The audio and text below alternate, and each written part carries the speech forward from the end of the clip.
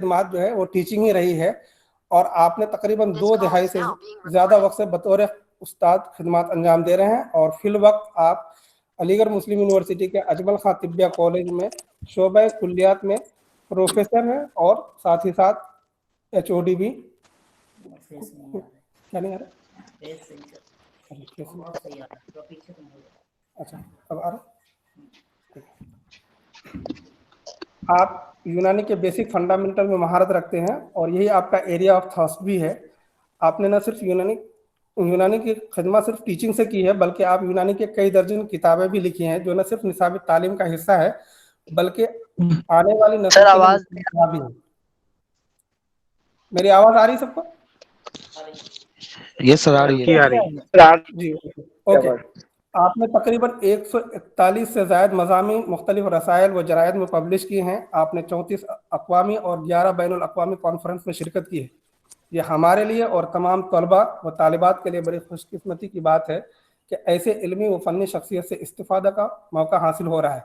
मैं कॉलेज के मुंतज़मीन की तरफ से प्रोफेसर साहब का इस्तकबाल करता हूँ, नीज़ आपका शुक्रिया भी अदा करता हूँ कि आपने इतनी मसरूफियात के बावजूद हमारी गुजारिश को कबूल किया। इसी के साथ मैं दावत दे रहा हूँ हमारे कॉलेज के एक टीचर जनाब डॉक्टर तनवीर आलम साहब को कि वो आपका खैर मकदम करें। नीचे करें, ऊपर करो। अस्सलाम वालेकुम। लगता है कि सर किसी वजह से बाहर हो गए हैं। जुड़ गए सर आ गए हैं। कंफर्म कर लें डॉक्टर नकीब की सर फिर से आ गए ना इन प्रोग्राम में। सर जुड़ गए हैं, मेरे ख्याल से अशर कदीर साहब जुड़ गए हैं, वाइस प्रिंसिपल साहब शायद अभी तक जुड़े। अच्छा ठीक है। मैं सर जुड़ गए, मैं वही देखना चाह रहा था कि सर एजेक्ट हो गए थे। अभी सर है ना जुड़े हुए? जी जी जी। डॉक्टर नफीस सर है ना प्रोग्राम में जुड़े हुए? अभी शायद नहीं, तो वो हो गया, एग्जिट हो गया। सर को जोड़ लीजिए एक बार, सर को फिर से, या कॉल कर लें सर। नहीं सर जुड़ गए, ओके। अस्सलाम वालेकुम डियर स्टूडेंट। अभी जो लेक्चर होने वाला है वो बहुत इम्पोर्टेंट है। जैसा कि पहले भी कल ही ग्रुप में मैंने सर की सीवी और सर का वो जो इंट्रोडक्शन था एक उसका ओवरव्यू मैंने शेयर किया था, ताकि आप पढ़ लें, जानें कि जो आपको लेक्चर दे रहे हैं उनकी क्या इम्पोर्टेंस है, क्या उनका एक्सपीरियंस रहा है, और इस चीज़ को आप समझें कि बहुत ही आसानी से आपको वो चीज़ें मिल रही हैं इस करिकुलम प्रोग्राम को के जरिया, कि जो बहुत मुश्किल होता है सर को सुनने के लिए। बड़े प्रोग्रामों में हम लोग को जाना पड़ता है। सर की टीचिंग से लेकर एक्सपीरियंस में एक्सपर्टाइज जो थी वो डॉक्टर नफीस ने बताया। अभी रिसेंटली सर की एक बुक आई है तिब्बे यूनानी हिंदुस्तान में, मैं रिकमेंड करूंगा कि आप लोग उसको पढ़ें। बहुत यूनिक इसलिए है कि जो ये हिंदुस्तान में तिब्बे यूनानी का जो मतलब फुलावा बुद्ध हुआ, या फिर जो ये पूरा एरा में है, उसको यकजा किया नहीं गया था। हिस्ट्री में ये मिस कर रही थी चीजें। सर ने बड़े अच्छे तरीके से उसको एक जगह यकजा किया है, और तब आपको पता चलेगा। फर्स्ट ईयर में जैसे आपकी एंट्री हुई, आप क्लास करेंगे तो पहली मुलाकात सर के बुक से ही होगी आपको। तो ये बड़ा कारनामा सर का रहा है कि सिलेबस को यकजा करके, वरना जो पुरानी बुक्स है उसमें चीजें बिखरी हुई हैं, यकजा करके सर ने हमारे लिए आसान कर दिया तिब्बे यूनानी के स्टूडेंट्स के लिए। रिसर्च में सर ने पीएचडी भी किया, डॉक्टर नफीस ने कहा कि, और रिसर्च में भी सर का बड़ा काम रहा है। इंशाल्लाह आप लोग सुनेंगे सर को तो महसूस करेंगे इन चीजों को। मैं कॉलेज की तरफ से, कॉलेज की इंतजामिया की तरफ से, प्रिंसिपल साहब की तरफ से और सारी फ्रेटर्निटी की तरफ से सर को खैर मकदम करता हूँ इस प्रोग्राम में। और इंशाल्लाह बहुत ही सलीके से और कीनली हम लोग सर को सुनेंगे। तो बाज़ाब्ता मैं सर को दावत देता हूँ कि सर अपने कीमती वक्त को हमारे साथ शेयर करें। Welcome sir.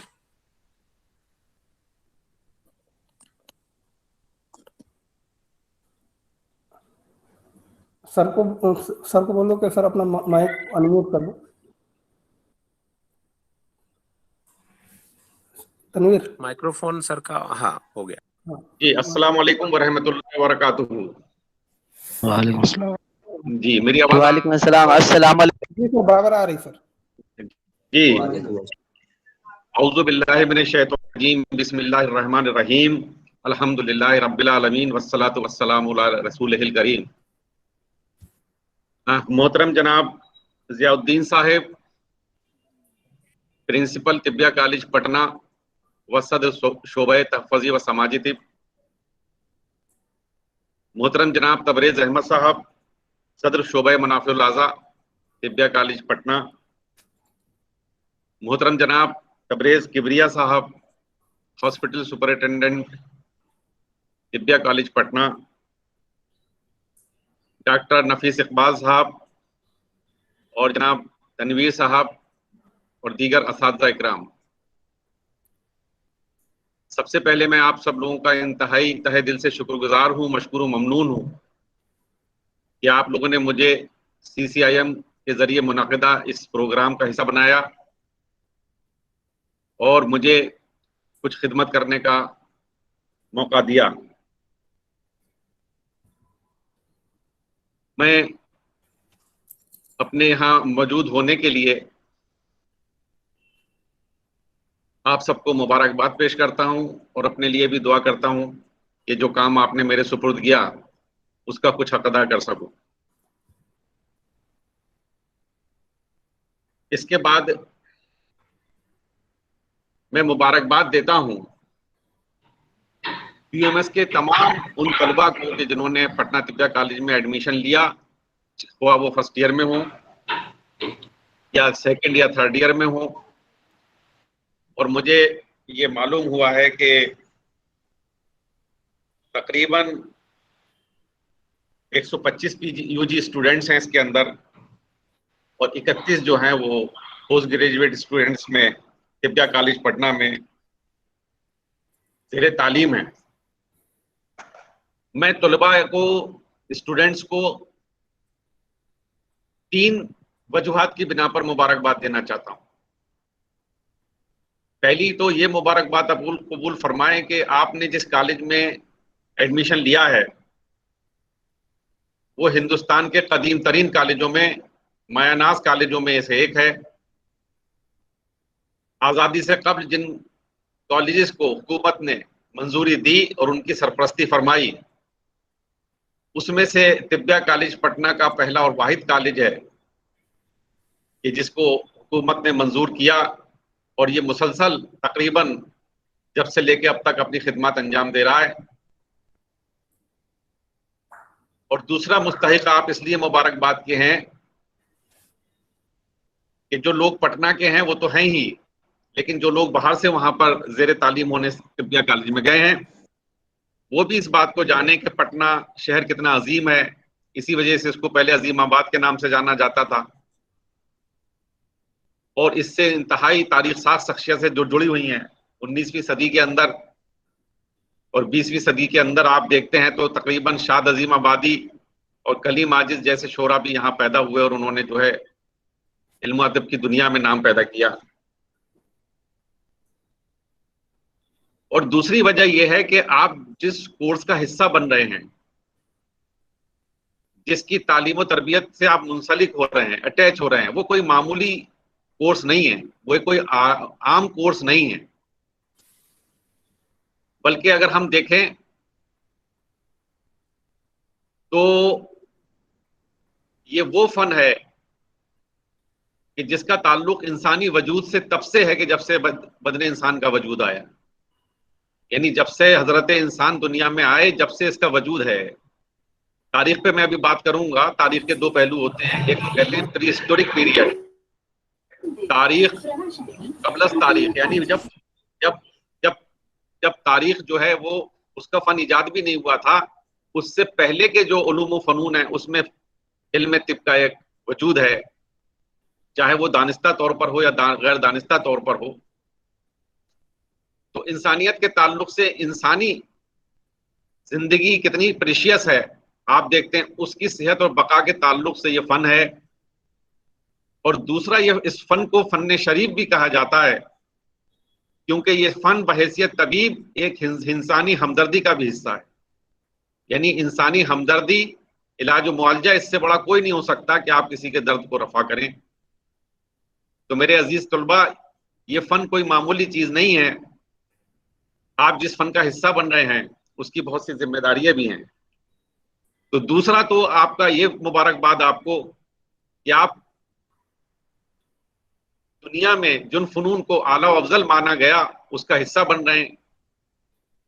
अरबी का एक मशहूर मकूला है, अल इल्मु इल्मान, इल्मुल अदियान व इल्मुल अब्दान, कि इल्म तो सिर्फ दो ही हैं, एक इल्म दीन और एक इल्म बदन।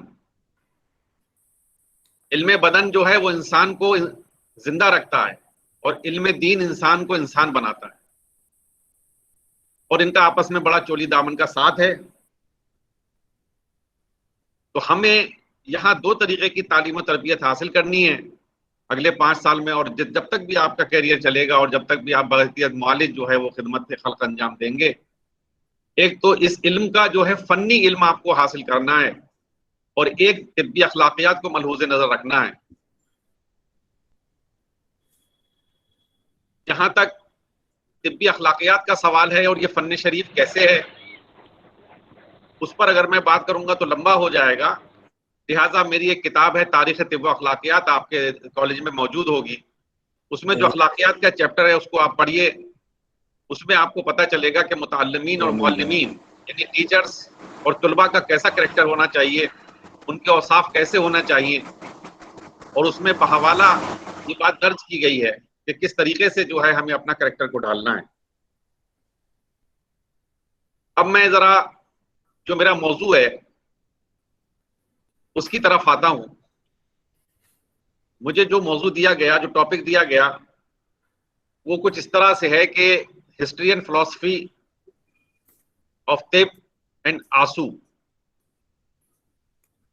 ये आंसू क्या चीज है? वो तीसरी वजह है आपके लिए मुबारकबाद होने की कि आप जो तालिब इल्म बनने जा रहे हैं, जिस कोर्स के तालिब इल्म बनने जा रहे हैं, उसको हम यूनानी मेडिसिन के नाम से जानते हैं। आज हिंदुस्तान में जो तरीका इलाज गवर्नमेंट की तरफ से रिकॉग्नाइज्ड हैं, गवर्नमेंट की तरफ से मंजूर शुदा हैं, उनकी 2 मिनिस्ट्रीज हैं।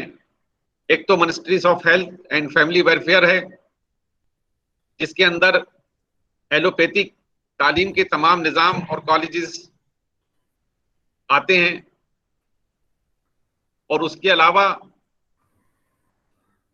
एक दूसरी मिनिस्ट्री भी कायम हो चुकी है जिसको आयुष कहते हैं। आयुष मिनिस्ट्री के अंदर 3 तरीका इलाज आते हैं, 5 तरीका इलाज आते हैं मिनिस्ट्री के अंदर, 5, जिसमें पहला आयुर्वेद है, फिर योगा है, फिर यूनानी है, और फिर सिद्धा है, और आखिर में होम्योपैथी है।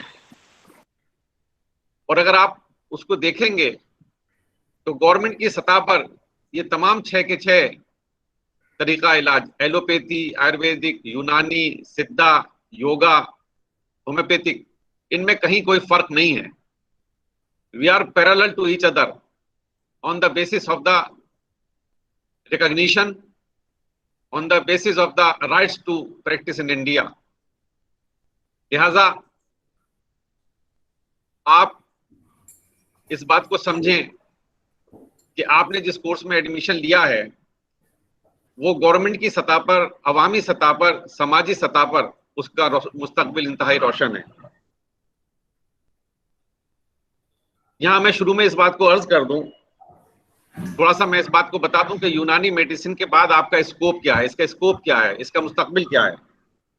तो जैसा कि आप जानते हैं, सबसे पहले आप BUMS अगर करेंगे तो उसके फौरन बाद आपको एक डिग्री मिलेगी जिसका नाम होगा bachelor of Unani medicine and surgery, BUMS। आपका एक रजिस्ट्रेशन होगा, जिसके बाद आप स्टेट लेवल पर, और फिर उसमें जिस स्टेट में आप जाके रजिस्ट्रेशन कराएंगे उस लेवल पर आप जो है यूनानी में प्रैक्टिस करने के मुस्तहिक हो जाएंगे।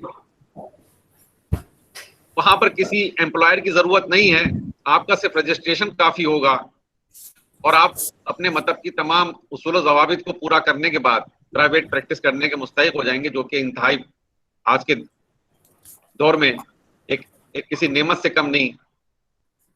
इसके बाद कुछ जॉब्स अपॉर्चुनिटीज आपको मिलेंगी, जिसके अंदर मेडिकल ऑफिसर की पोस्ट है, जो स्टेट लेवल का तो जो होते हैं मेडिकल ऑफिसर्स स्टेट लेवल पर भी निकलते हैं, सेंट्रल गवर्नमेंट हेल्थ स्कीम के लेवल पर भी निकलते हैं।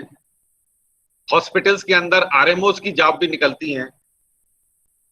और इसके बाद अगर आप और आगे बढ़ेंगे तो फिर आपको पोस्ट ग्रेजुएशन में जो है एडमिशन मिलेगा, और फिर आपके दरवाजे मजीद खुल जाएंगे, जिसमें आप जो है वो 3 रास्तों को इख्तियार कर सकते हैं। पहला रास्ता है एकेडमिक्स का, यानी आप किसी तिब्बिया कॉलेज में दरस व तदरीस के फ़राइज़ अंजाम दे सकते हैं। आज हमारे मुल्क में तकरीबन 45-50 तिब्बिया कॉलेजेस हैं और मुल्क की मायोनाज यूनिवर्सिटीज से मुल्हिक हैं, और हम देखते हैं कि उसके अंदर एसोसिएट प्रोफेसर, असिस्टेंट प्रोफेसर और प्रोफेसर लेवल की हाई क्लास, हाई ग्रेड जो हैं वो मुलाजमतें मौजूद हैं। इसके अलावा रिसर्च का एक पूरा फील्ड आपके सामने मौजूद है। रिसर्च के ताल्लुक से न सिर्फ हम बहैसियत एकेडमिशियन अपनी अपनी यूनिवर्सिटीज में प्रोजेक्ट्स पर काम कर सकते हैं, बल्कि हमारी एक पूरी काउंसिल मौजूद है जिसको सेंट्रल काउंसिल फॉर रिसर्च इन यूनानी मेडिसिन के नाम से जाना जाता है। इसके अलावा भी जो हमारी दीगर रिसर्च की ऑर्गेनाइजेशंस हैं इंडिया में, उसमें भी प्रोजेक्ट्स के अंदर हमें आयुष के और आंसू के तहत जो है वो मुलाजमतों का चांस रहते हैं। इसके अलावा एडमिनिस्ट्रेशन का दरवाजा भी खुला हुआ है। एडमिनिस्ट्रेशन के ताल्लुक से हम देखते हैं कि आप तिब्बिया कॉलेज में या यूनिवर्सिटीज में जब पहुंचेंगे तो अपने अपने शोबे के सदर बनेंगे, अपने अपने शोबे के डीन बनेंगे, अपने कॉलेज के प्रिंसिपल बनेंगे, और यहाँ तक के ऐसी भी मिसालें सामने आ रही हैं कि जिन लोगों ने BUMS करने के बाद MD किया है वो आज बड़ी से बड़ी और अच्छी यूनिवर्सिटीज के वाइस चांसलर भी बन रहे हैं।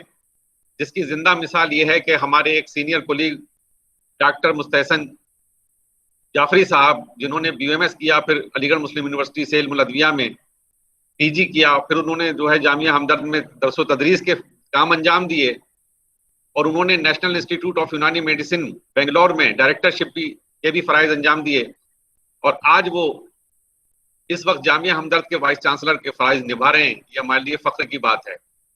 इसी तरीके से हम देखते हैं कि काउंसिल के अंदर डायरेक्टर जनरल के ओहदे पर एक हमारे ही डॉक्टर आसिम अली खान जो हैं वो वहाँ मौजूद हैं। ये बड़े बड़े इम्तियाज़ात आपको मिल सकते हैं। और एक और बात मैं बता दूं कि BUMS करने के बाद आप लोग जो हैं वो ये जो सर्विस का में ये जो सर्विस के एग्जाम्स जो हो सकते हैं, जो IAS एग्जाम्स जो हो सकते हैं, IAS के एग्जाम्स, उसमें भी बैठ सकते हैं और उसमें जो है आप कामयाबी हासिल कर सकते हैं। इसकी भी जिंदा मिसाल हमारे सामने है। एक हमारे होनार स्टूडेंट हैं वसीम उर रहमान साहब, उन्होंने जो है जामिया हमदर्द से BUMS किया और फिर जो है अलीगढ़ मुस्लिम यूनिवर्सिटी कुल्लियात, हमारे ही डिपार्टमेंट से कुल्लियात किया, और फिर उन्होंने IAS का एग्जाम पास किया, और आज वो जो है वो एक बहैसियत IAS जो है वो रेवेन्यू डिपार्टमेंट महाराष्ट्र में जो है वो जो ब्यूरोक्रेट्स के सीट पर मौजूद हैं। तो ये मैंने बताया आपको कि आपका जितना हौसला है, जितना अज़्म है, उतना ही यहाँ पर कैरियर है।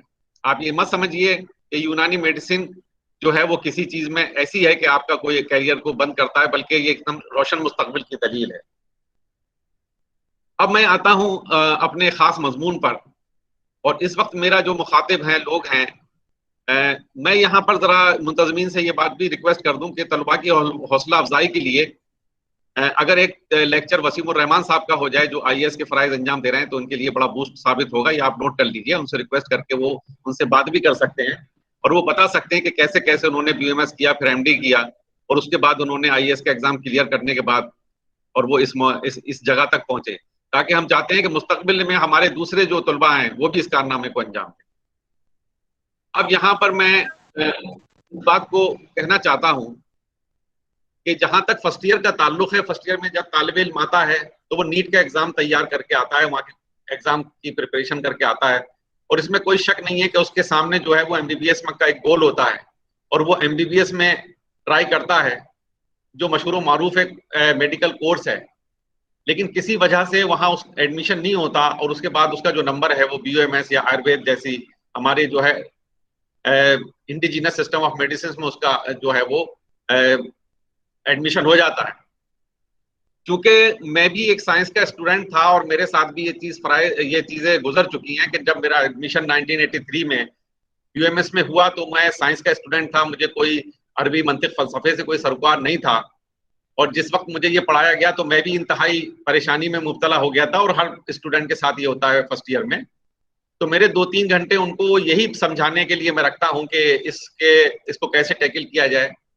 तो आप अगर देखते हैं तो BOMS में अगर आपकी कुछ क्लासेस हुई हों अभी तक, तो उसमें आपने देखा होगा कि BOMS में जो सब्जेक्ट्स हैं उसमें 2 सब्जेक्ट्स तो बहुत आसानी से जो है वो डाइजेस्ट हो जाते हैं तुलबा को, जिसमें एक है इल्म तशरीह जिसको हम कहते हैं एनाटमी, और दूसरा है मुनाफिउल आज़ा जिसको अफ़ालुल आज़ा भी कहते हैं, जिसको कहते हैं फिजियोलॉजी।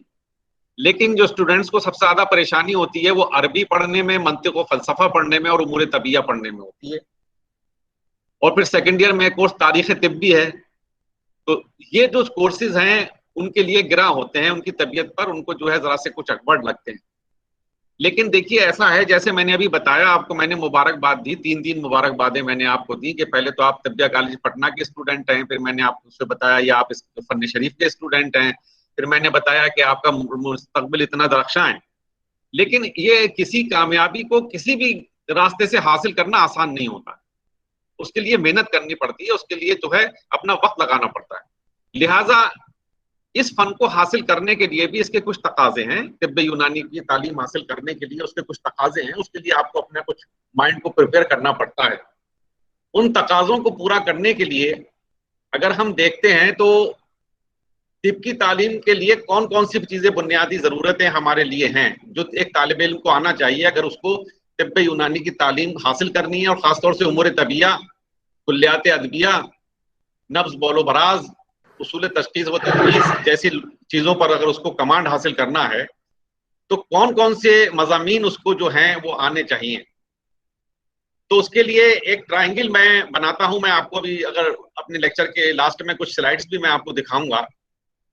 तो मैं ये पहले ये कहना चाहता हूं कि जब हम किसी फन को हासिल करते हैं, खासतौर से तिब्बे यूनानी, और हर फन के साथ ये चीज लगी हुई है, तो हमें 3 चीजों के लिए पहले प्रिपेयर होना चाहिए माइंड के ताल्लुक से। नंबर 1, जो फन की जिस जबान में तालीम दी जाती है उसके ऊपर अबूर हासिल हो, यानी जिस फन को जिस जबान में हमें पढ़ाया जा रहा है हम उसको हासिल करें। ये किस लिए होता है? ये इसलिए होता है कि उस फन में के जो टर्मिनोलॉजीज जो आती हैं, जो इस्तिलाहात आती हैं, उनको हम अच्छी तरीके से समझ सकें। आपने देखा होगा कि आपके एडमिशन के वक्त एक शर्त लगी है कि उन तलबा को इसमें एडमिशन दिया जाएगा कि जिनके पास 10वीं क्लास तक जो है वो उर्दू लियाकत की सनद हो, यानी आप उर्दू जानने वाले हों पहले से। तो ये उर्दू जो जानना है ये ऐसे ही नहीं लगा दिया गया कि भाई परेशान करने की तलबा को, नहीं, बल्कि ये जरूरी है, क्योंकि जब आते हैं आप उसमें जो आपके मज़ामीन है, अभी जैसे मैंने आपको बताया कि आपके यहाँ फर्स्ट ईयर में मज़ामीन है इल्म तशरीह और मुनाफिउल आज़ा, ये टर्म है, एनाटमी फिजियोलॉजी से मानूस है, लेकिन इल्म मुनाफिउल आज़ा के क्या मतलब है, इल्म तशरीह का क्या मतलब है, उमूर तबिया किसे कहते हैं। तो ये तमाम की तमाम ये अरबी इस्तिलाहात हैं, अरबी जबान की हैं, इस पर भी मैं अभी थोड़ी देर में बात करूंगा। तो पहली बात तो ये टर्मिनोलॉजी को सही तौर से जानने के लिए, इसके अलावा कुछ हमारे मज़ामीन के जो नाम हैं और जो किताबें हैं उनके नाम जानने के लिए हमें अरबी और उर्दू से मालूमात होना शर्त है। मिसाल के तौर पर हमारी किताबें जो आपके सामने थोड़ी बहुत आ गई होंगी, जैसे उसूल तिब है, उमूर तबिया है, अल कानून फी तिब है, या और भी किताबों के नाम आगे आएंगे। हमारे जो आगे अभी मैं इस वक्त नाम नहीं ले रहा हूं, लेकिन जो पीजी स्टूडेंट्स मुझे सुन रहे हैं उनको मालूम होगा कि हमारी जो मारूफ जो हमारे मसादिर और मराजे होते हैं, अब जैसे मैंने बोल दिया मसादिर और मराजे क्या चीज है, तो पीजी लेवल पर इसको आपको समझना चाहिए और यूजी लेवल से इसकी तैयारी होनी है। मसादिर और मराजे का मतलब मब्दा होते हैं, रिसोर्स बुक्स होती हैं, जिसके अंदर जो है हमारी, आप देखें, रब्बन तिब्बी फिरदौसुल हिकमत है, कामिलुस सना है, अल कानून फी तिब है, किताबुल मुख्तारात फी तिब है, किताबुल मियां है, ये तमाम अरबी के नाम हैं। अब अगर हम इनके नाम ही सही से नहीं पढ़ सकते और नहीं बोल सकते तो फिर हम कैसे फिर उसको जो है एतमाद के साथ उस इल्म को हासिल कर सकते हैं? ये तो टर्मिनोलॉजी है, मैं उसको बताऊंगा, अभी इसकी तारीख है। उसके बाद हमें दूसरी जो चीज आनी चाहिए वो होनी चाहिए मंतिक व फलसफा, logic and philosophy. Logic and philosophy बहुत इंटरेस्टिंग सब्जेक्ट है, लेकिन फर्स्ट ईयर में कोई बड़े थोड़े वक्त के लिए पढ़ाया जाता है तो उसकी तफसील में आदमी नहीं जाता। लेकिन उसमें यहाँ पर हम देखते हैं कि जब तक आप लॉजिक और फिलॉसफी को, मैं 2 अल्फाज में यहाँ मेंशन करना चाहता हूँ, बहुत बड़ी बड़ी तारीफें वहां मौजूद हैं, अगर आप किताबों में जाएंगे तो उलझ जाएंगे। देखिए, लॉजिक कहते हैं दलील को, तो वो चीज होती है कुदरती होती है, कुदरती चीज पर। मिसाल के तौर पर हम देखते हैं कि हम हर जगह आफाकी जो चीजें होती हैं, मैं ऐसे बताऊं, जो यूनिवर्सल चीजें होती हैं, जो उसूल होते हैं, जिसको हम बेसिक साइंसेस कहते हैं, मिसाल के तौर पर पानी है, मिट्टी है, आबो हवा है, दिनों रात है, सूरज है, चांद है, फासले हैं, नबातियात है, जो चीज हर इंसान जानता है उसको जो है उसकी जो दलील होती है, जैसे हम कहते हैं कि भाई कोई मिसालें जिस चीज की दी जाती हैं, है ना, उसको हम लॉजिक कहते हैं, वो दलील होती है, उसको हम बेसिक साइंसेस कहते हैं। और जब उन चीजों को हम अप्लाइड इतलाक में जुज़वियात के तौर पर हम इस्तेमाल करते हैं तो हम उसको फलसफा कहते हैं। तो ये जो मंतिक और फलसफे जो है वो तिब्बे यूनानी में हर हर गाम पर, हर हर कदम पर हमें इसका वास्ता पड़ता है, इसलिए हमें उसकी तालीम दी जाती है। तो पहले तौर पर तो जबान का आना, दूसरे नंबर पर मंतिक और फलसफा से हमारी वाकफियत होना, और तीसरी चीज जो है तिब्बे यूनानी की तारीख और उसकी हिस्ट्री पर हमारी नजर होना। जब ये तीन चीजें हमारे सामने आएंगी तब हम इस चीज को समझ सकते हैं कि अपने फन को समझ सकते हैं। ये जो तीन चीजें का क्या मतलब है, मिसाल के तौर पर अगर हमने ना हमें इस्तिलाहात समझ में आ रही हैं, ना हम मंतिक फलसफा जान रहे हैं, और ना हमारे पास कोई उसका कोई तारीखी कोई इल्म है, और हमने उमूर तबिया पढ़ना शुरू कर दिया। अब उमूर तबिया के अंदर जैसे ही हमने देखते हैं तो पता चला कि उमूर तबिया बता दिया उस्ताद ने कि उमूर तबिया जो है वो ये है, वो भी समझ जाएंगे, और ये उमूर तबिया साथ है, ये भी समझ जाएंगे। लेकिन जैसे ही आप अरकान में जाएंगे, एलिमेंट्स में जाएंगे, जो पहला चैप्टर है उमूर तबिया का, और उसके अंदर जो तादाद अनासिर के ताल्लुक से जब बात होगी, और जब वहां ये बताया जाएगा कि अनासिर अरबा यानी 4 अनासिर जो है उससे कायनात बनी और जिसमें इंसान उससे तकदीर पाता है, और वहीं पे जो है जो हमारा जो साइंस का स्टूडेंट है उसके दिमाग में सवाल पैदा हो जाता है कि भाई ये 4 अनासिर का क्या मामला है। मैं तो पीरियडिक टेबल में 118 122 एलिमेंट पढ़ के आया हूँ, ह्यूमन एलिमेंटोलॉजी मुझे मालूम है, ट्रेस एलिमेंट्स मुझे मालूम है, लेकिन ये 4 अनासिर कैसे हैं। अब उस 4 अनासिर के बीच में आप अगर जाएंगे तो पता चलेगा कि साहब उमूर तबिया के ताल्लुक से हम देखते हैं कि अरकान की तारीफ दी जाएगी कि ये मादा चीज है और ये बसीत है और ये मुफरद है। बस जैसे ही यहाँ पर आते हैं तो अगर हमें मंतुक व फलसफा क्लियर नहीं है, लॉजिक एंड फिलॉसफी उसकी क्लियर नहीं है, तो हम समझ नहीं पाएंगे कि ये क्या बात हो रही है और हमें क्या चीज बताई जा रही है।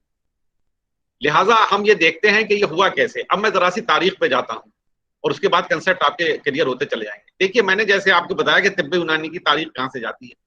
तिब्बे यूनानी 2 अल्फाज पर मुश्तमिल है, एक है तिब और एक है यूनानी। तो जैसे मैंने कहा, तिब एक अलग चीज है जिसको हम कहते हैं तबाबत किसे कहते हैं, तिब किसे कहते हैं, चाहे वो आयुर्वेद हो, चाहे वो एलोपैथी हो, चाहे वो कोई भी हो, तिब किसे कहते हैं। तिब उसको कहते हैं कि एक ये वो इल्म है कि जो इंसानी सेहत की जमानत लेता है और अगर उसको कोई तकलीफ या मरज होता है तो उसका इजाला करता है, इसका नाम तिब है। इस तिब की तारीख उतनी ही पुरानी है जितना कि इंसान का वजूद, मैंने अभी बताया था। क्योंकि इंसान का वजूद क्या चीज है, इंसान का वजूद किसको कहते हैं। इंसान जो एक चीज है, वो एक इंसानी जो एक वजूद है, वो बायोलॉजिकल कंपाउंड है, यानी जी हयात है इंसान। अब जहां हमारे सामने हयात हो गई, लाइफ सब्सटेंस हो गया, तो इंसान की जो जिंदगी होती है, अब जिंदगी किसको कहते हैं।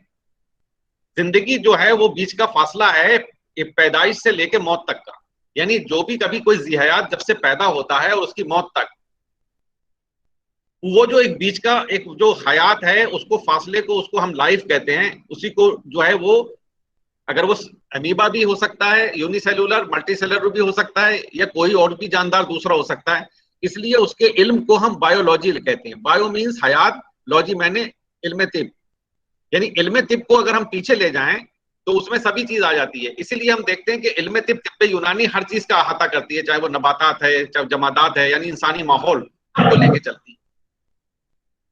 तो ये जो चीज थी, अगर हम देखेंगे तो सेकंड ईयर में इसको रख दिया गया तारीख तिब को, लेकिन इसको मेरा तो पहले जब हम स्टूडेंट हुआ करते तो ये फर्स्ट ईयर में ही पढ़ाया जाता था, और मेरे हिसाब से उसकी जगह वही है। क्योंकि जितने भी बड़ी बड़ी किताबें और जो हमारे फिलोसफर्स के नाम हैं और वो हैं, वो सब फर्स्ट ईयर में ही आते हैं, और उस वक्त तलबा को वो चाहिए कि तारीख तिब का वही होना चाहिए। लेकिन खैर बहरहाल वो सेकंड ईयर में चला गया वो मजमून। वहां पर हम ये देखते हैं कि वहां पर ये जो ये तिब है, अभी मैंने तिब्बे यूनानी की बात नहीं की है, तिब की बात कर रहा हूं। तो जो तिब है, इसका ताल्लुक जो है वो बदले इंसान से। अब आपने ये सिविक्स में आपने पढ़ा होगा कि वहां पे एंशिएंट सिविलाइजेशंस के ताल्लुक से आपने पढ़ा होगा।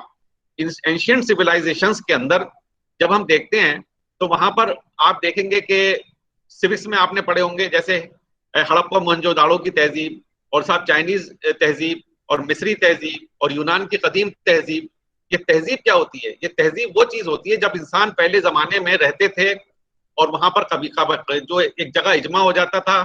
अब ये जमा कहाँ होते थे? उस जगह पर होते थे जहां पर जिंदगी गुजारने के वसाइल मौजूद होते थे, जैसे पानी है, दाना है, गल्ला है।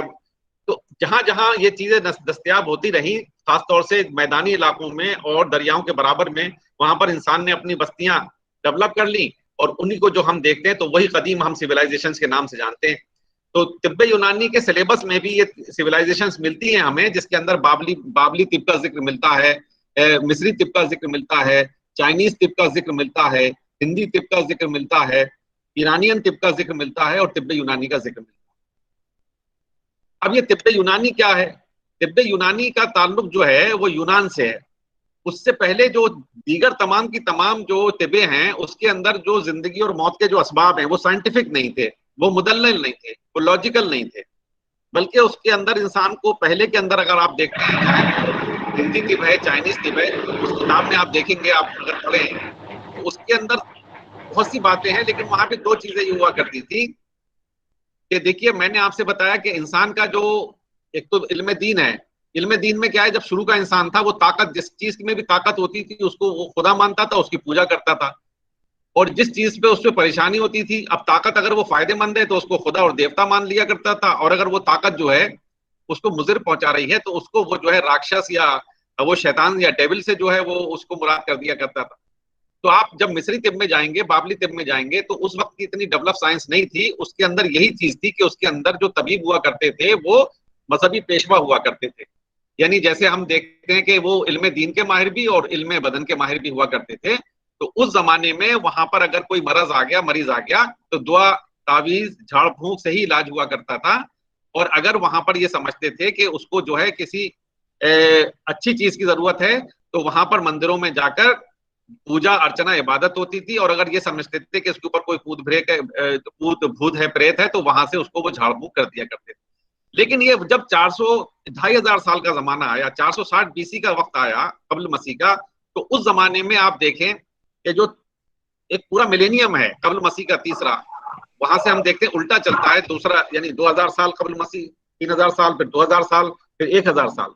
तो 460 कब्ल मसीह का जो दौर है जिसके अंदर अरस्तु और बुकरात जैसे साइंसदां पैदा हुए, प्लिनी जैसे साइंसदां पैदा हुए, यहाँ पर ये बात टर्निंग पॉइंट आता है कि उस वक्त अल्लाह ताला की तरफ से सरजमीन यूनान को में जो कौम आबाद थी उसको इतना अक्लो फहम दिया गया था कि वो फिर इल्म हयत पर दर्क करने लगे थे। देखिए उसमें एक सब्जेक्ट है मंतिक, फलसफा व इल्म हयत। तो इल्म हयत वो इल्म है कि जिसके ताल्लुक से इंसान ने इस बात को जानने की कोशिश की कि ये हमारी कायनात किस चीज की बनी हुई है, तमाम चीजें किस चीज की बनी हुई हैं, किसने बनाया है और हम कैसे बने हैं और हमारी जरूरियात क्या हैं।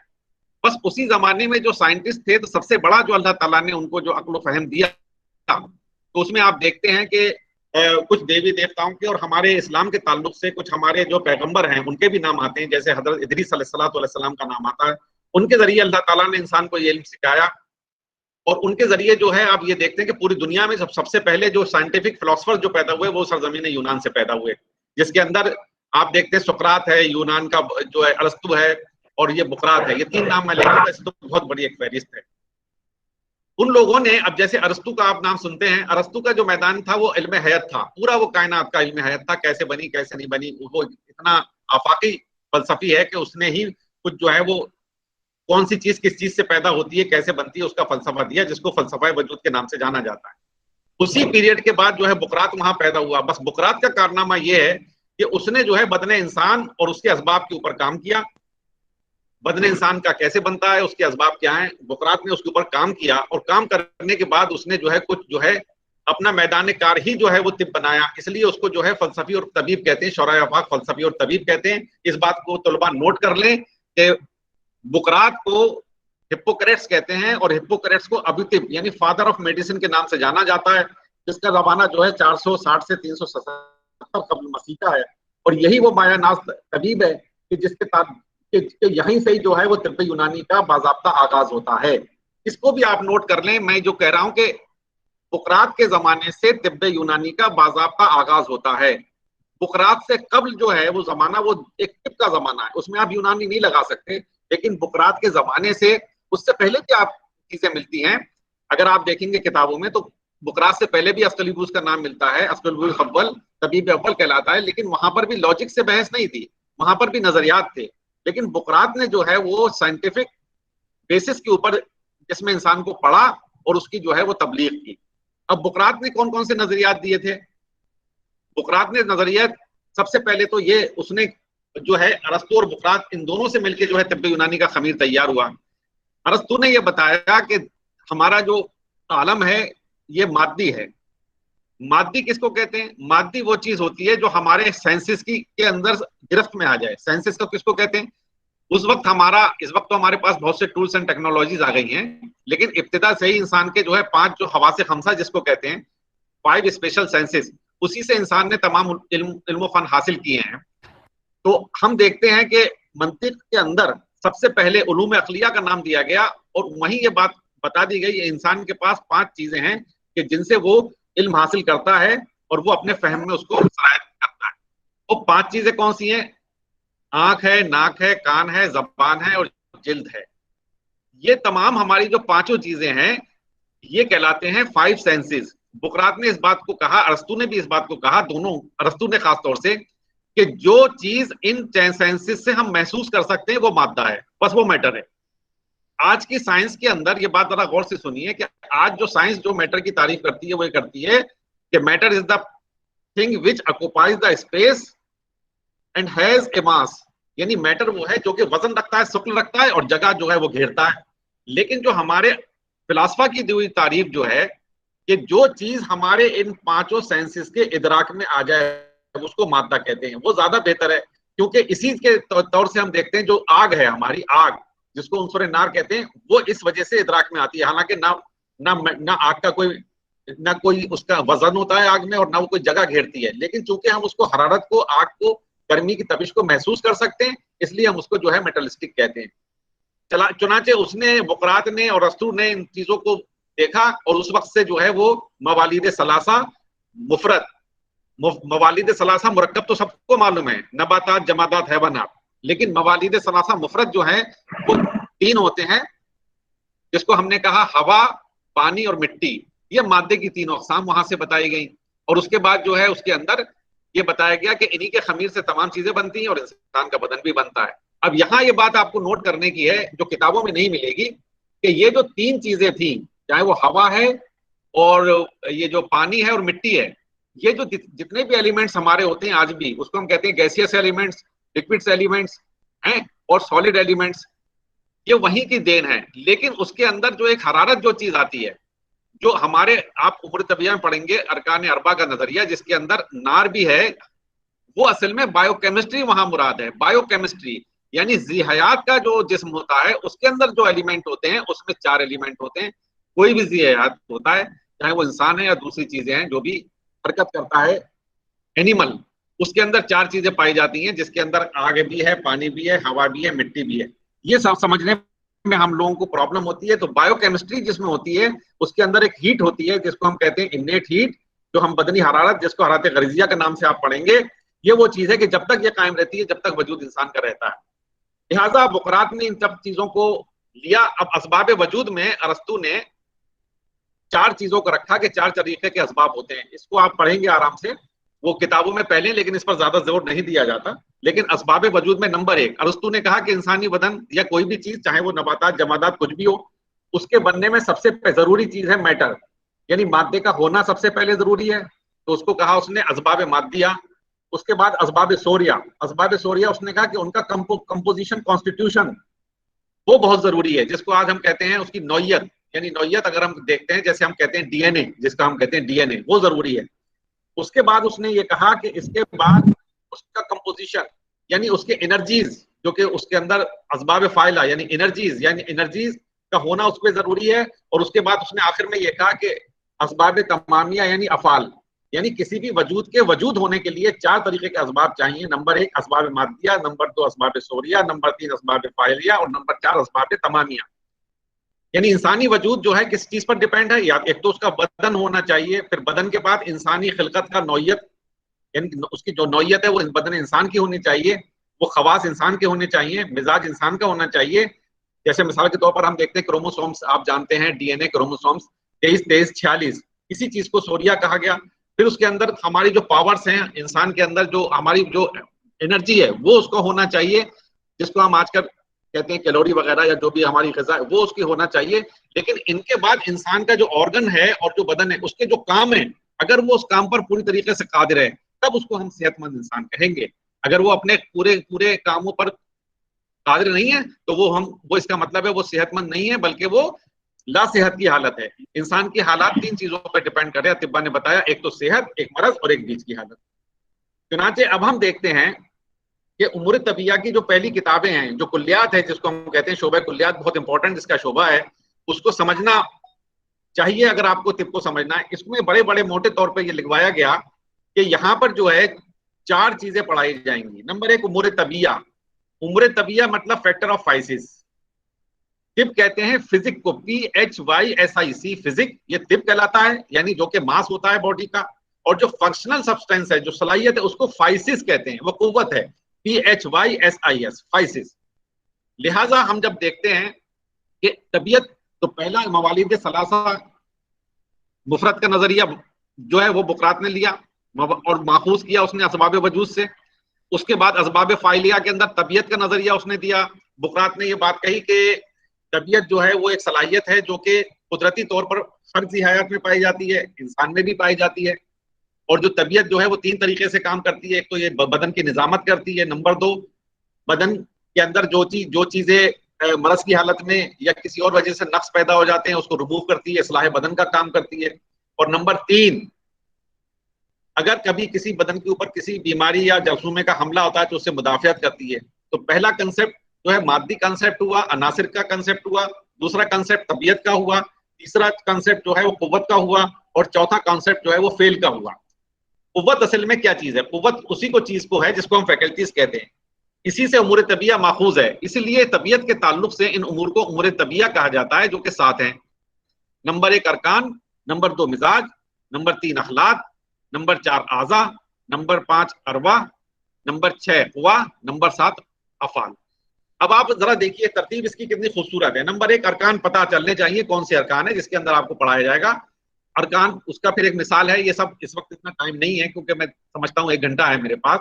उसकी पूरी मंतकी और फिलासफिकल डेफिनेशन है। इसलिए मैं कहता हूँ मंतिक फलसफा बहुत इंपॉर्टेंट चीज है कंसेप्ट को समझने के लिए। उसमें आपको ये पता चलेगा कि अरकान कैसे कहते हैं, जो मुफरत और बसीत होते हैं। अब ये मुफरत और बसीत अलग अलग दोनों चीजें हैं। 2 लफ्ज अगर तारीफ में आए तो उसका एक माने नहीं है। बसीत के माने सादा हैं जिसको होमोजीनस कहते हैं, और मुफरत के माने आइडेंटिकल हैं, ये समझ लीजिए। अब जब 2 या 2 से ज्यादा मादे एक साथ आ जाते हैं तो वो मुरक्कब बनता है जिसको हम कंपाउंड कहते हैं। अरकान में ये बताया जाता है। फिर बताया ये जाता है कि अरकान जो है वो 3 तरीके के उनसे मादे निकलते हैं। उसी की बिना पर हमने जो है उनका एक मिजाज होता है, उस मिजाज को मुरक्कब कहते हैं। वो भी एक मंतिकी दलील है कि मर्द क्या होता है या नासे जब आपस में मिलते हैं और फेलो इल्फाल करते हैं और ये होता है वो होता है।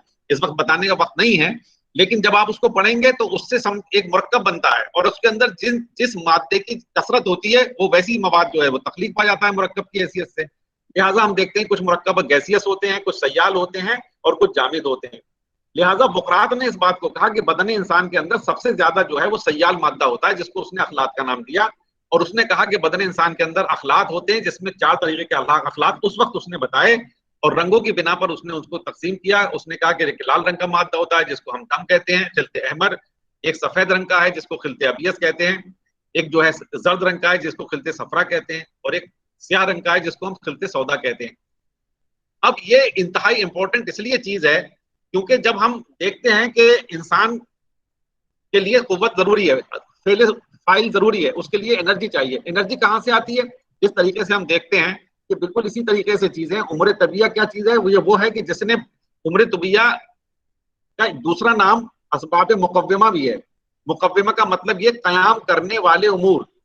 मैं इसको इस तरीके से बताऊंगा कि फॉर एग्जाम्पल आप जो है वो एक स्मार्टफोन लाते हैं तो स्मार्टफोन जिस तरीके से बनता है वो तो उम्र तबिया है, लेकिन इस स्मार्टफोन को चलाने के लिए आपको बराबर उसको जो है वो चार्जर पे लगाना पड़ता है।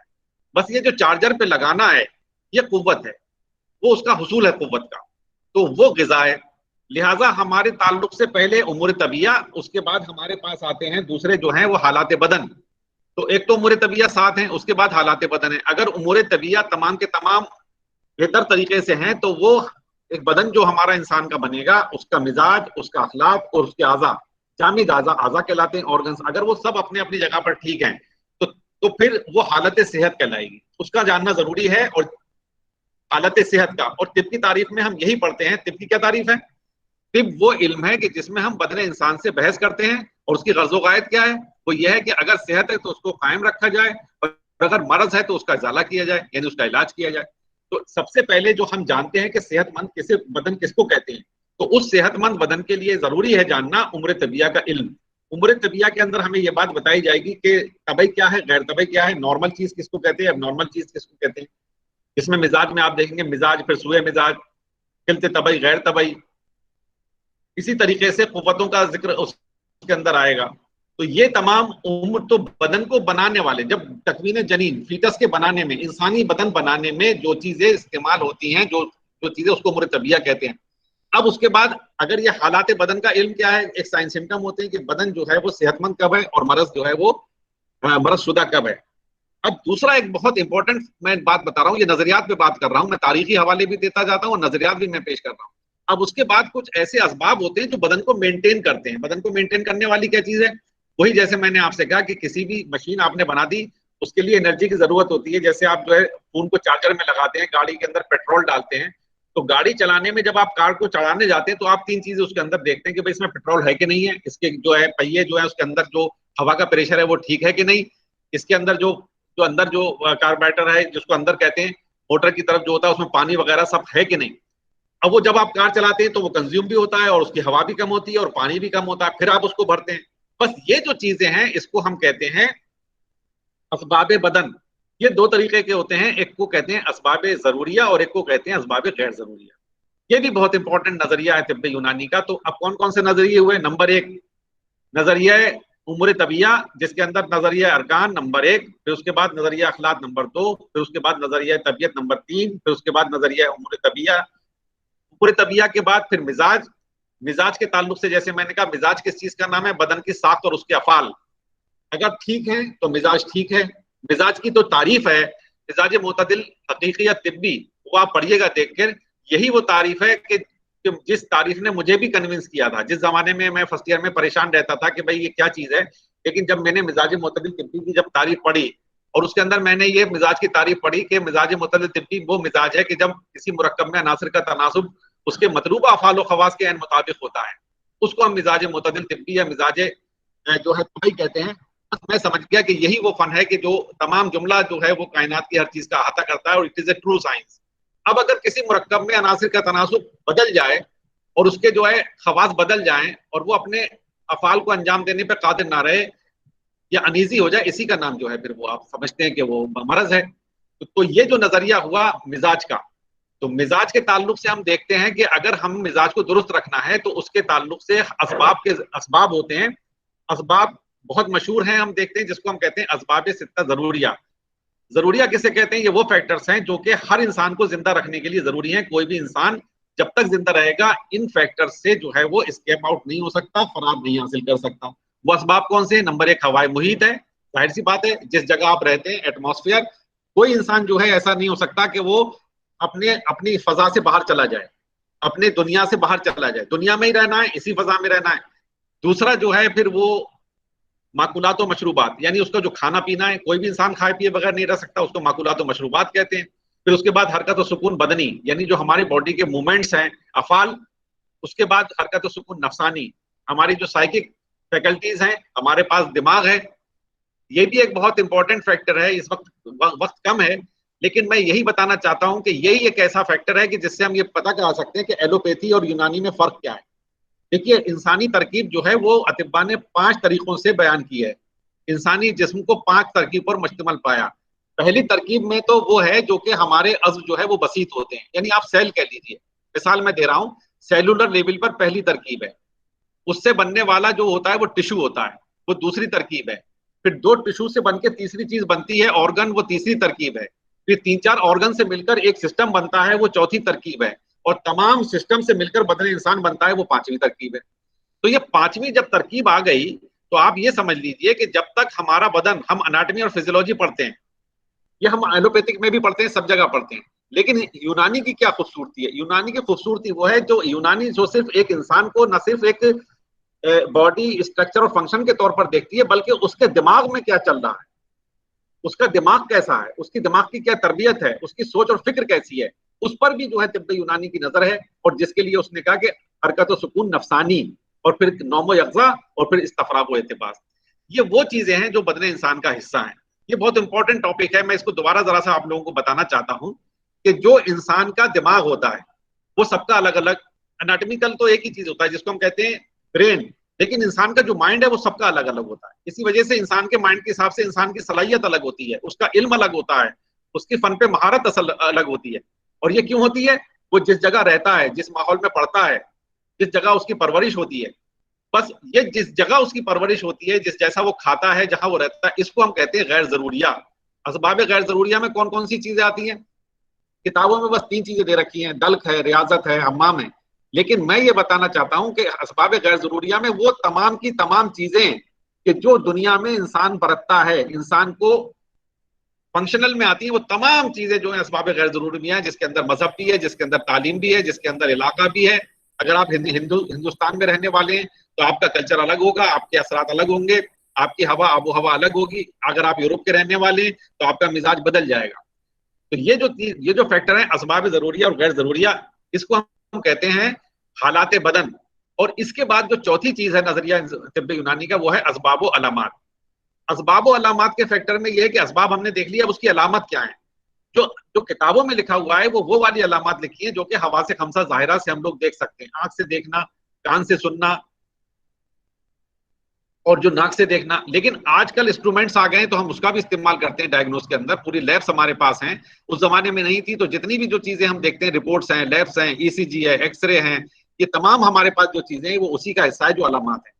तो कुल्लियात के अंदर और तिब्बे यूनानी के 4 बुनियादी मजामीन हो गए। कौन कौन से हो गए? नंबर 1 उमूर तबिया, नंबर 2 हालात बदन, नंबर 3 हालात सेहत व मरज, और नंबर 4 असबाब व अलामात।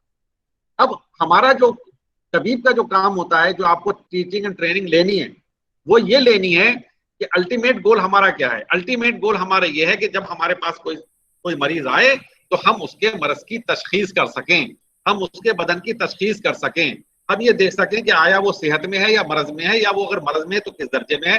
तो पहला काम तो तबीब का है तशखीस करना, डायग्नोसिस करना, और दूसरा काम है तजवीज करना, यानी उसको रिकमेंड करना, उसको इलाज करना। इस ताल्लुक से तिब्बे यूनानी के 5 तरीका इलाज है, नोट कर लीजिए मोटे मोटे। नंबर 1, आपने तो 3 ही सुने हैं, 3 आमतौर से होते हैं कि इलाज बिल तदबीर है, फिर इलाज बिल दवा है, फिर इलाज बिल यद है। लेकिन नहीं, आगे जब बड़ी किताबों में आप पढ़ेंगे तो 5 तरीका इलाज बनते हैं। नंबर 1 इलाज बिल नसीहा, जिसको हम काउंसलिंग कहते हैं। इलाज बिल नसीहा काउंसलिंग यानी बातों से समझाना, ये जिसको हम जो है वो वही नफ्सियात, इंसान की नफ्सियात को पढ़ना और उसके हिसाब से बात करना। देखिए ये हम ऑटोमेटिकली करते हैं। जब भी कोई पेशेंट आता है किसी डॉक्टर के पास, वो उसी के हिसाब से उससे बात करता है। अगर कोई पेशेंट ऐसा है, डॉक्टर समझ जाता है कि ये इंग्लिश में बोल सकता है, तो डॉक्टर इंग्लिश में बात करता है। अगर पता चलता है इंग्लिश नहीं बोल पाता तो जबान उसी की जबान में बात करता है। फिर जिस जगह उसका रहन सहन है, डॉक्टर उसी के हिसाब से उससे बात करता है, उसको समझाता है कि नहीं कोई फिक्र की बात नहीं है, आप ठीक हो जाएंगे। इसको कहते हैं इलाज बिन नसीहा, यानी आपकी जो फैकल्टी, जो माइंड है, उसको ठीक करना है। सबसे बड़ी चीज आजकल देखते हैं, यही चीज सबसे ज्यादा आ रही है हमारे अंदर, जो स्ट्रेस है, एंग्जाइटी है और भी दूसरी चीजें हैं, वो इससे डील होती है। तो तिब्बे यूनानी का पहला तरीका इलाज बिन नसीहा, दूसरा तरीका इलाज बिन ग़िज़ा, और फिर इलाज बिल तदबीर यानी, और फिर इलाज बिल दवा, और फिर आखिर में इलाज बिल यद, जिसको हम मॉडर्न इंटरप्रिटेशन इस तरीके से करते हैं: साइकोथेरेपी, डाइटोथेरेपी, फिजियोथेरेपी, फार्मेकोथेरेपी और सर्जरी। ये तमाम एक मैंने आपको खाका रख दिया। अब इसमें आप ये देखें कि इसको पूरे में पढ़ते वक्त, जब आप किताब में पढ़ेंगे और मॉडर्न साइंस से उसको इंटरप्रेट करेंगे, तो जब तक 3 चीजों पर आपका जो है वो निगाह नहीं होगी। नंबर 1, जैसे मैंने आपको बताया, तारीख बहुत जरूरी है कि जो हमारा फलसफा, जो नजरिया था, वो किस फलसफी ने किस वक्त दिया। उस वक्त मेडिकल साइंस का क्या मयार था, उस वक्त जो है आलात हमारे पास कितने थे, उस वक्त हवा से खमसा का रोल कितना था, आजकल हमारे पास जो चीजें वसाइल कितने हैं। उसके अलावा, इन चीजों के अलावा जो हमने बताए असबाब जरूरिया वो बताए, उसके बाद जो असबाब गैर जरूरिया हैं, उसी में यही तमाम के तमाम जो फैक्टर्स आते हैं इलाज के, वो असबाब गैर जरूरिया में आते हैं। ये गैर जरूरी जरूरिया के मुकाबले पे है, गैर जरूरी फाजिल के नहीं है, जरूरिया के मुकाबले पे गैर जरूरी है। मिसाल के तौर पर, अगर इंसान जो है खाए बगैर नहीं रह सकता, जिंदा नहीं रह सकता, लेकिन दवा के बगैर रह सकता है, हो सकता है कि उसकी सेहत खराब हो, लेकिन ये नहीं है कि मर जाएगा। इस तरीके से जितनी भी जो इलाज होते हैं, चाहे वो दवा है और भी जो जितनी भी चीजें वो गैर जरूरिया में होती है, लेकिन उसका मुफस्सल जो है बयान वो तिब्बे यूनानी में आता है। अब तिब्बे यूनानी ने जिस तरीके से बदन इंसान की जो तारीफ की है, उसमें उसका माहौल भी रखा है, उसका जो है पूरा एक कल्चर भी रखा है। तो इसी वजह से जो WHO ने जो तारीफ दी है उसके एन मुताबिक तिब्ब यूनानी की तारीफ बन जाती है। क्या दी है WHO ने सेहत की तारीफ? Health is a state of, क्या है, physical, mental and social wellbeing. Health is a state of physical, mental and social wellbeing. यानी तिब्ब यूनानी ही वो एक ऐसी पेथी है जिसको आप तारीखी पैराए में ले लें या फलसफियाना पैराए में ले लें, जो इंसान के पूरे बदन को और उसके पूरे माहौल को और जिस जगह वो रहता है उसको वो पूरे को वो घेरती है। इसी वजह से इसका नाम होलिस्टिक है। इसी वजह से तिब्ब यूनानी का नाम जो है होलिस्टिक है। अब ये जो चीजें मैंने आपको बता दी, मैं थोड़ी सी आपको 5 मिनट में स्लाइड्स थोड़ी दिखाना चाहता हूं, उससे आपकी समझ में आ जाएगा। मैं कुछ स्लाइड्स आपके सामने शेयर करूंगा।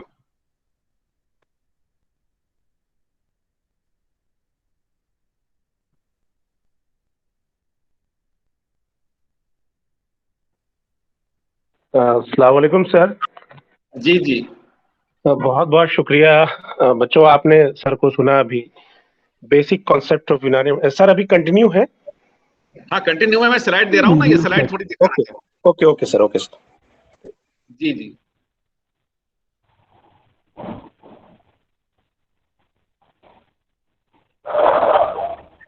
ये स्लाइड शेयर हो गई, दिख रही है? यस सर, दिख रही है। यस सर, जी सर, आ रही है। हाँ देखिए, यहाँ पर मैंने इसमें कुछ फिलोसफर्स के नाम दिए हैं हिस्टोरिकल। ये बहुत इंपॉर्टेंट है। पहला जो अरिस्टोटल है, दूसरा जो है बुकरात है, फिर प्लेनी है, जी सर। गैलन जिसको कहते हैं, प्लेनी एक अलग है, गैलन जालिनूस है, और ये शेख है। इसमें जो है गैलन का बहुत बड़ा हिस्सा है। ग्रीक मेडिसिन को अरबियन मेडिसिन से लिंक करने में गैलन का ही हिस्सा है। और ये जो आखिरी फोटोग्राफ है, ये अलकानून फी तिब का है, जो हमारी एक टेक्स्ट बुक बन गई है। इस वक्त नहीं है, वरना मैं इस पर भी बोलता कि भाई अलकानून को क्या किस दर्जा अहमियत हासिल है, क्यों अहमियत हासिल है, इसकी पजीराई क्यों इतनी होती है। अब ये देखिए, यहाँ पर मैंने बताया इल्म हयात, जिसको हम कहते हैं कॉस्मिक, उसी वो इल्म हयात डील होती है लॉजिक एंड फिलॉसफी, मंतिक, फलसफा से। तो इल्म तिब के लिए 3 चीजें हमें चाहिए। एक तो टर्मिनोलॉजी, जिसके लिए अरबी उर्दू हमें चाहिए, स्टूडेंट की अच्छी होनी चाहिए। तो हिस्ट्री, यूनानी की एक हिस्ट्री पूरी होनी चाहिए कि भाई अखलाक किसने दिए, अरबा किसने दिए, अनासिर कहाँ से आए, तबीयत का फलसफा क्या है, ये तमाम हमारे सामने आना चाहिए। उसके बाद तारीफ तिब की, यूनानी की तारीफ मैंने यहाँ बयान की है। स्टेट ऑफ द बॉडी है, हालात बदन। इल्म तिब किसको कहते हैं? इल्म तिब वो है जो जिसमें हम बदन इंसान का मुताला करते हैं। ये बदन इंसान का मुताला 3 चीजों पर किया जाता है। बदन इंसान का मुताला हालत सेहत, हालत मर्ज और हालत सालिसा, जिसके लिए हम उम्र तबिया का मुताला करते हैं और हर रुकन के बारे में देखते हैं कि वो नॉर्मल है, एबनॉर्मल है या इन बिटवीन है। और फिर ये ऊपर आप देखते हैं तिब की गर्ज़ क़याद बयान की गई है। अगर कोई सेहत है तो उसको जो है प्रिजर्वेशन ऑफ द नॉर्मल की तरफ लाया जाए, और अगर मर्ज है तो to restore towards the normal. अब ये देखिए कुल्लियात तिब क्या चीज है। कुल्लियात तिब में ये मैंने बताया है कि इल्म मवालिद में 3 चीजें आती हैं। जो भी चीज हम खाते हैं वो ग़िज़ा हो सकती है, दवा हो सकती है, जहर हो सकता है। इसके अलावा फिर इसको ये हम इस्तेमाल क्यों करते हैं, ग़िज़ा और दवा और जहर? तादील मिजाज बजरिए तदबीर, ग़िज़ा, दवा और जराहत। अगर किसी का सूए मिजाज हो जाए, मर्ज पैदा हो जाए, तो हम तदबीर करते हैं, ग़िज़ा करते हैं, दवा करते हैं, जराहत करते हैं। और हम ये क्यों करते हैं? क्योंकि असबाब व अलामात और तशखीस व इलाज का जरिया है, जो नीचे दिया हुआ है। असबाब व अलामात, तशखीस व इलाज, और जो हमारे ज़राए इलाज है वो मैंने आपको बता दिया और ऊपर उसको मैं मेंशन कर रखा। अब इसके अंदर हम उम्र तबिया में क्या पढ़ते हैं? बदन की साख पढ़ते हैं, बदन के अफ़ाल पढ़ते हैं। तो बदन की साख, इंसानी बदन, 2 चीजें पढ़ते हैं। अब हम फर्स्ट ईयर में बदन की साख और अफ़ाल यानी मनाफ़िउल आज़ा और अनाटमी पढ़ते हैं। और इन मनाफ़िउल आज़ा, अनाटमी एंड पैथोलॉजी, इन तीनों चीजों के वो एक जगह पढ़ते हैं। उसका नाम है हमारा उम्र तबिया। और आले तबीयत, बदन की असबाब बदन, हम उसमें पढ़ते हैं, और साख और उसका मिजाज पढ़ते हैं। अब इसके बाद उम्र तबिया फैक्टर ऑफ फाइसिस हैं, वो कौन कौन से? अनाटमी है, आज़ा के फिजियोलॉजी है, फिर अरकान, मिजाज, अखलाक, आज़ा, अरवा, कुआ। इसको नीचे आप देख लीजिए जो रेड में मैंने बनाया। इन दोनों से मिलकर अनाटमी एंड फिजियोलॉजी बनती है हमारी। उसके बाद इल्म तिब के 2 हिस्से हैं, जुज़े इल्मी और जुज़े अमली हैं। इसको हम कहते हैं इतलाकी उम्र तबिया, और एक को कहते हैं लॉजिकल, मंतिकी। तो जो मंतिकी कुल्लियाती उम्र तबिया होती है, कुल्लियाती असबाब होते हैं, उसको हम जुज़े इल्मी कहते हैं। यहाँ मैं वाजे कर दूं, किताबों में लिखा हुआ है कि जुज़े इल्मी वो है जिसका अमल से कोई ताल्लुक नहीं, वो ठीक नहीं है, बल्कि जुज़े इल्मी भी अमल से ताल्लुक रखता है और अमली भी अमल से ताल्लुक रखता है। इसमें जो तफरीक होती है वो कुल्लियात और जुज़ियात के ताल्लुक से होती है। कुल्लियात के अंदर जो है वो अमूमी कवानीन बयान किए जाते हैं और जुज़ियात का ताल्लुक उन चीजों से होता है जो मसला हमारे सामने दरपेश होता है, जो मरज होता है, उस वक्त कौन सा चीज कहाँ लगेगी, उस ताल्लुक से हम उस पर बहस करते हैं। ये उम्र तबिया की मैंने बता दिया कि क्या क्या चीजें हैं। इसमें मैंने किताब का भी एक हवाला दिया, करसी की किताब है, बहुत अच्छी, मुझे अच्छी लगती है, फादा कबीर मुफस्सल। उसके अंदर उम्र तबिया, बदन इंसान के हालात का इल्म, असबाब का इल्म और अलामात का इल्म। उसके बाद हिकमत तबीई एक चीज होती है जिसमें इदराक उज़्न, अनफ, लिसान और जिल्द से होता है, और मादा कसीफ और लतीफ होता है। मादा अगर कसीफ है तो जामिद होगा, लतीफ है तो हवा होगा, इन बिटवीन है तो सयाल होगा। ये किस बेस पे आता है? मुशाहिदा व तजर्बे की बेस पर, जिसको हम हिकमत तबीई कहते हैं। अब इसके बाद हिकमत तबीबी असबाब वजूद 4 तरीके के हैं, असबाब मादिया, असबाब सौरिया, असबाब फ़ाइला और असबाब तमाबिया। असबाब मादिया 4 तरीके के होते हैं, अरकान है, अखलात हैं, आज़ा है और अरवा हैं। असबाब सौरिया में मिजाज है, असबाब फ़ाइलिया में कुवा है और अफ़आल जो है असबाब तमामिया में है। तो अरस्तु का जो फलसफा है असबाब वजूद का, उससे फिर बुकरात ने ये माखूज करके उम्र तबिया बने, जिसको जालिनूस ने फरोग बख्शा। उसके बाद आप देखते हैं हिकमत तबीबी असबाब वजूद इंसान, इसको मैंने फर्दर फिर उसको बता दिया कि 4 तरीके के अरकान ऊपर आ गए हैं, मिजाज उधर हो गया, जरूरिया गैर जरूरिया असबाब फ़ाइला में आ गए और असबाब तमामिया में कभी अफ़आल आ गए, ये भी आ गए। अब ये जो है इसका जो है तहफ़्फ़ुज़ इंसान बदन और इज़ाला मर्ज़, ये आप यहाँ देख सकते हैं, मैंने उसको बता दिया असबाब ज़रूरिया और फ़ाइला किसको कहते हैं। फिर असबाब वजूद अरकान मुफ़रद और मुरक्कब, इसकी जो है वो 9 मादा, ये सब ये फ़लसफ़ा है, आपने ये नज़रियात है तिब के, तो तारीख़ी हवालों से मैं बता चुका हूँ। अब देखिए ये तारीफ, ये मुफ़रद और बसीत है, यहाँ केमिस्ट्री आ गई, वजूद और अरकान, और वजूद अरकान इंसानिया, अज्जा अव्वलिया, मुतशाबिहतुल अज्जा, मुतशाबिहतुल इम्तिजाज, ये जो है ये सब केमिस्ट्री की चीजें हैं और बायोलॉजिकल एविडेंस की चीजें, जिसको हम होमोलोगस और जो हेटेरोलोगस कहते हैं। अब ये जरा पीजी स्टूडेंट्स के ताल्लुक से मैं बताना चाह रहा था कि ये जो पीजी में लोग काम कर रहे हैं वो इस तरीके से रिसर्च करें कि वजूद अरकान इंसानिया, biochemistry, here it is a non physical element but the most vital है, बता चुका हूँ, हरारत गरीजिया कहते हैं इसको।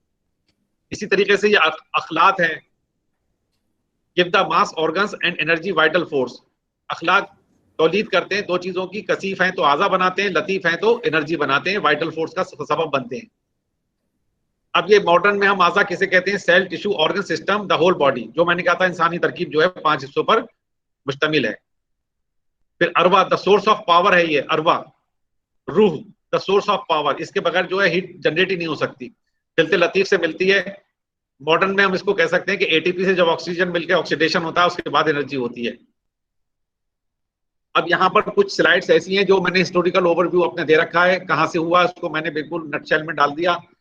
Emerge from the Greece, Hippocrates का जमाना है, consolidated by Galen, enriched by Arabs and Iranians, clinically developed by Razi और properly documented by Ibn Sina, practised east to west until 17th century, still practiced in India, is in East India, in the center, India is the center. It is defined as, ये मैंने बता दिया कि इब्न सीना ने तिब को कैसे define किया। उसके बाद हिस्टोरिकल ओवरव्यू पे ये स्लाइड है कि फाइसिस का जो है वो नजरिया बुकरात ने दिया, उसका जमाना।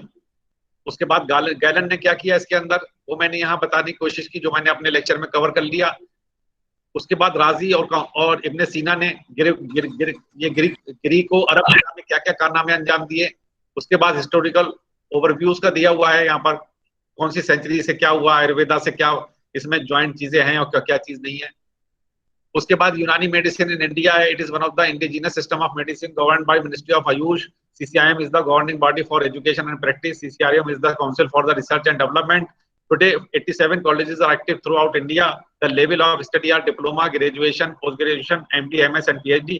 International perception in the history of medicine. It has a global fame as Greco-Arab medicine, presently as Unani medicine. Its centers are found in India and other countries like Bangladesh, Sri Lanka, Pakistan, Iran, South Africa. No doubt, India is the leader till date. उसके बाद chief components of Unani medicine. The body exists on the Aristotelian causes of the being. The matter is distinguished by the proximal qualities. The temperament is the core concept. The humoral theory is the base of the doctrine, nature tabiyat is the healer, physician is only assist it, the sixth essential is the key of the health, therapies, psychotherapy, regimental therapy, dietotherapy, drug and surgery, simple drugs 45 जो हमारा pharmacopoeia उसके अंदर है, herbal 342 है, animal 38 है, mineral 65 है, compound drugs 441 है, elements to treat 276 के करीब हैं। ये सब जो है डाटा इंडस्ट्री से लिए हुए हैं। Most suitable in chronic disease है, most effective in disorders like joints pain, gastric and hepatic elements, cardiovascular and cardiopulmonary diseases, skin diseases and urogenital problems.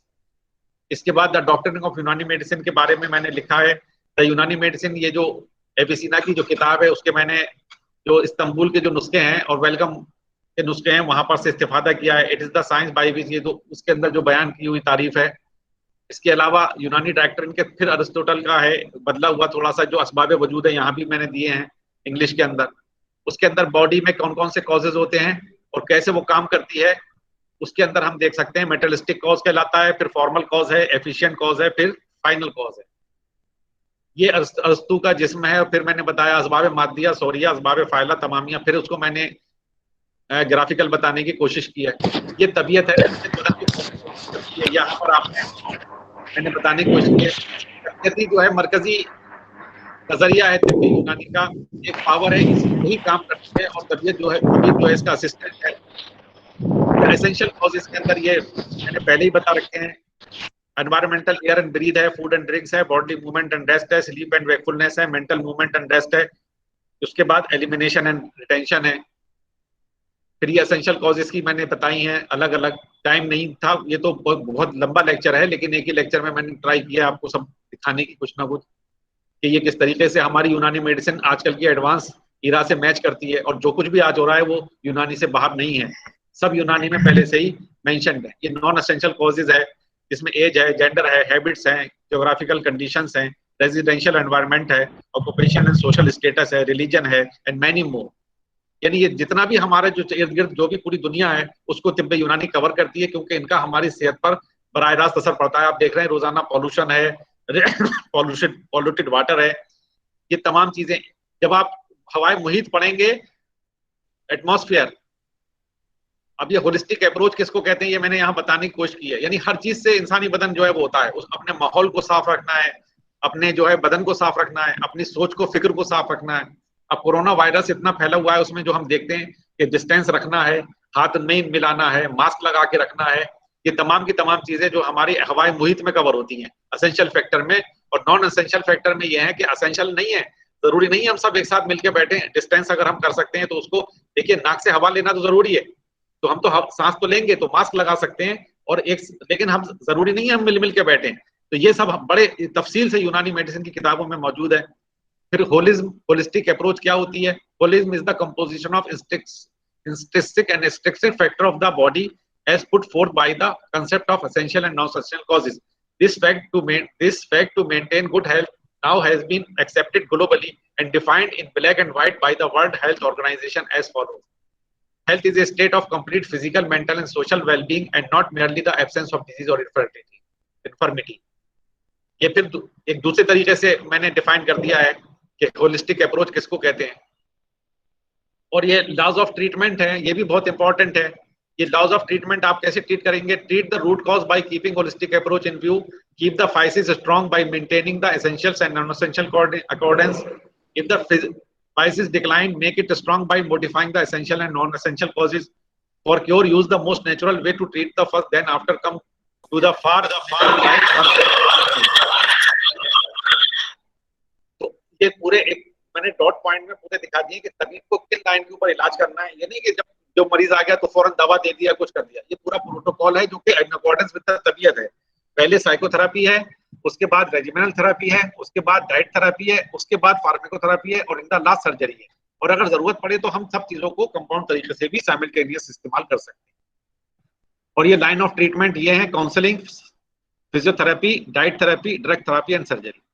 तो आप लोगों ने इस बात को देख लिया होगा कि कौन सी ऐसी चीज है जो तिब्बे यूनानी से बाहर है और यूनानी डॉक्टरशिप के में वो नहीं आती।